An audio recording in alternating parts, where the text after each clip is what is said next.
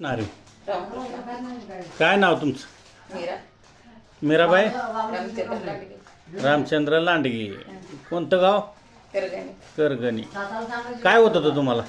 माझं गुडघं दुखत होतं. गुडघं 7 वर्ष झालं माझं गुडघं दुखते. जुनं दुखणं. जुनं दुखणं होतं. बरं बरं. आता 3 ट्रीटमेंट आमच्याकडून घेतल्या. हा. मग काय वाटते? गुडघ्यावर सुरकुत पडली, गुडघं दुखायचं, ठणका शरीरातला कमी आला. कमी आला. बरं बरं बरं. म्हणजे पूर्णपणे आता दुखणं थांबले. थांबलं. 3 ट्रीटमेंट घेतल्या. मग मी चोळलं का तुम्हाला? सोडलं की म्हणजे नॉर्मल आपलं असं पाय ओढून बरं बरं बरं.